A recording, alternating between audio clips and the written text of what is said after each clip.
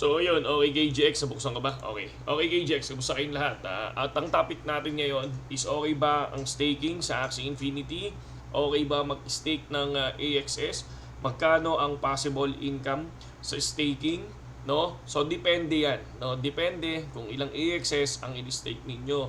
So ako, ang in-stake ko ay 26.7 AXS. Ito, makikita natin, ito siya. 26.7 AXS ang ating in-stake. At meron pa tayong 2 hours na natitira para malaman natin kung magkano yung total staking sa isang araw. Ito itong 26.7 AXS. Okay? So ngayon, magkano ba ang presyo ng AXS? Tingnan natin. Presyo ng AXS is 350. Ang in-stake natin ay 26.7969 AXS, which is 9,300 or 9,400 pesos ang value.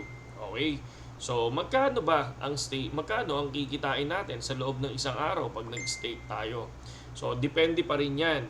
No? Itong AXS na yan, mga idol, syempre, tulad nga ng sinabi ko, yung AXS na yan ay gumagalaw yan. No? Gumagalaw, nagpapalit ng presyo yan, nagti-351, nagti-354, minsan nagti-200 plus. Ayan, depende no, sa taas ng value or sa baba ng value. So ngayon, nasa 350 pesos tayo, ang total investment natin ay 9,384. Okay? So pakita ko lang yung total na napa-farm. So ito, meron pa tayong 2 hours mga idol ha. So pwede na nating tingnan to. No, pwede na nating tingnan. Okay. So sa 1 day, kunyari ito na yung 1 day farm natin. No? Lagay lang natin dito. So meron tayong 8 pesos.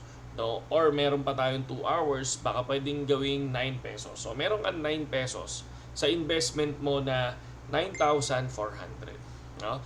Meron kang 9 pesos per day at syempre, yung 9 pesos per day na yon, ita times natin sa 30, 9 pesos times 30.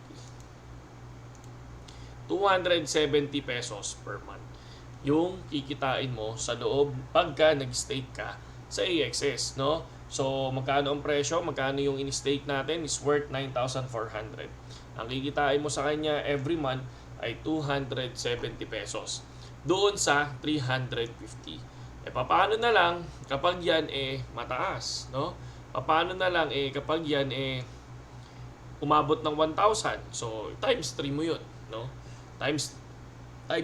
So, kapag umabot ng 1,000, meron kang nasa 700 plus. Grabe. Inaantok talaga ako, no? Pero ayan yun yung reality, mga idol, no? High risk talaga, no? Pero, okay ba ang mag-stake sa AXS, no? Para sa akin naman, kung ikaw talaga naniniwala sa mga gaming NFT, no, sa cryptocurrency, yung ginagamit nilang token ay nakukuha mo sa game, no, pwede kasi nga nagtitiwala ka pero kung wala kang tiwala sa gaming industry ng cryptocurrency or NFT, wag, di ba? So ito yun. So check natin. Merong isa, si Kyle Wilson, sabi niya, who will be the king of gaming blockchain? Ang sabi niya, Ronin kasi 31%, IMX 32%, AVAX, AVAX 27%, Sol 10%, mga idol, no? Sino yung magbo-vote?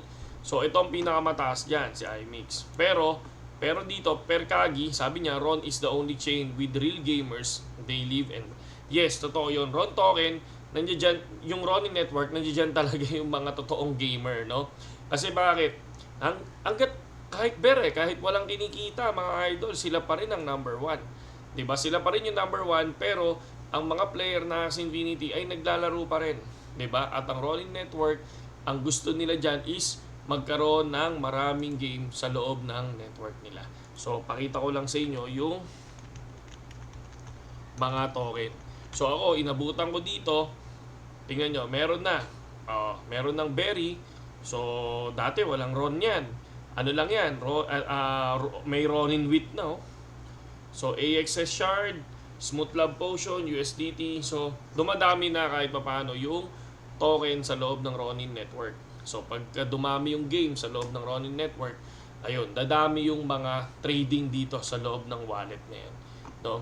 So sa staking naman, balik tayo sa staking. Ayan, dumadagdag, oh, di ba? Dumadagdag siya. Para sa akin naman, kasi ang tagal na nitong AXS ko, pero yung iba nasa Binance, di ba? So total of 60 AXS tayo. So gusto ko man siya ilagay dyan, kaya lang, syempre baka biglang lumipad ang value ng AXS. Ang pinoproblema ko,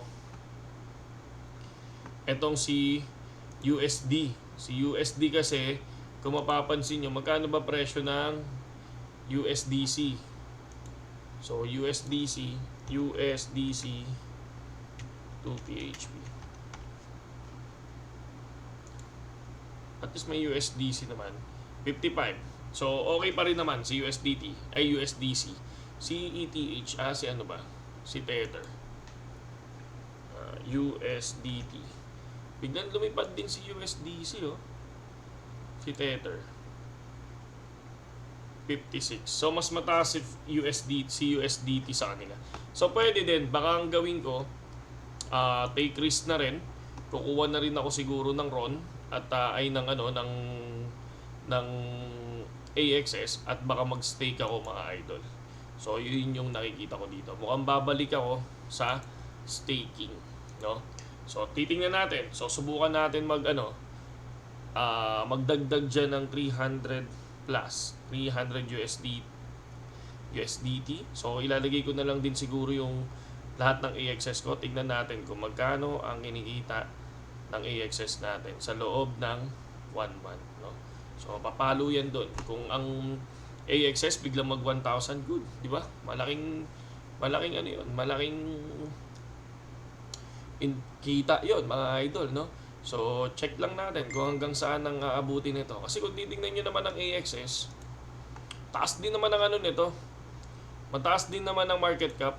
Tingnan nyo, nasa top 100 naman sila. Kung makikita naman natin dito, nasa siya 60 maxing view, no? Kahit pa paano, nasa 830 million, di ba? Nasa 830 million ang market cap niya. Meron pang isa dyan, si Render. Ito Render, okay din, taas din. Meron pang isa si AVAX, taas din pala ng AVAX, oh. Okay din pala ang AVAX, kaya lang mahal, 1,000. Wrap up Bitcoin. Pero kasi ito talaga yung mga para sa akin, ito yung mga coin na